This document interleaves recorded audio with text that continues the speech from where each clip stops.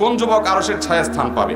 আরশের নিচে স্থান পাবে যেই মানুষগুলো 7 শ্রেণীর মানুষ। এদের মধ্যে 2 শ্রেণীর মানুষই যুবক। যুবকদের সৌভাগ্য এত বেশি যে 7 শ্রেণীর মানুষ সম্পর্কে নবীজি বলেছেন সাবআতুন ইযিল্লুহুমুল্লাহু ফি যিল্লিহি ইয়াওমা লা যিল্লা ইল্লা যিল্লু। 7 শ্রেণীর মানুষকে আল্লাহ আরশের নিচে ছায়া দিবেন, সেদিন আল্লাহর ছায়া ছাড়া কোনো ছায়া থাকবে না। কিন্তু ওই 7 শ্রেণীর মধ্যে আবার 2টা শ্রেণী হলো যুবকদের দখলে।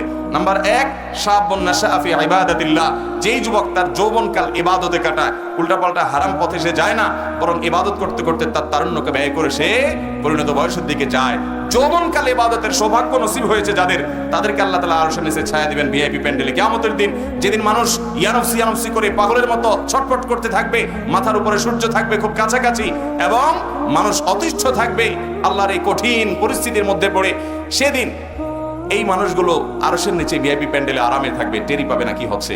সে মানুষগুলোর ভিতরে এই যুবক, যে যুবক তার যৌবনকালকে ইবাদতে কাটায়, চেষ্টা করবো তো ইনশাআল্লাহ। আর ওই যুবক, যেই যুবককে, এটা অবশ্য সব বয়সের মানুষের জন্যই প্রযোজ্য, কিন্তু যুবকদের ক্ষেত্রে বেশি প্রযোজ্য দেখে আমি যুবকদের কথা বলছি, যেটি হলো কোন সুন্দরী সুশ্রী নারী তাকে অফার করেছে রিলেশন করার জন্য। সে বলেছে ইন্নী আখাফুল্লাহ, আমি জানি চাইলেই আমি তোমার সাথে রিলেশন করতে পারি, সমাজে অনেকেই করে, কিন্তু আমি আল্লাহকে ভয় পাই, হারাম, আল্লাহর কাছে জবাবদিহি করতে হবে। এই তারুণ্য সম্পর্কে জিজ্ঞাসা করা হবে ওয়ান শাবাবিহি ফিমা আবলা, কিভাবে তার যৌবনকালকে কাটিয়েছে, আলাদা জিজ্ঞাসা করা হবে। আমি কি জবাব দিব? আমি এই জন্য তোমার এই অফারকে বিনয়ের সাথে ডিনাই করে দিলাম। আমি বৈধ ভালোবাসা আমার স্ত্রীর জন্য আমি অপেক্ষা করছি। কোন যুবক যদি এরকম কোন অফারগুলোকে ডিনাই করে তার যৌবনকালকে কাটাতে পারে, সেও আরশের নিচে ছায়া পাবে ইনশাআল্লাহ। চেষ্টা করা যাবে না যুবক ভাইরা ইনশাআল্লাহ। আর যদি ঢিলা হয়ে যান তো যেখানে যেটা পাবেন কাইত হয়ে যাবেন।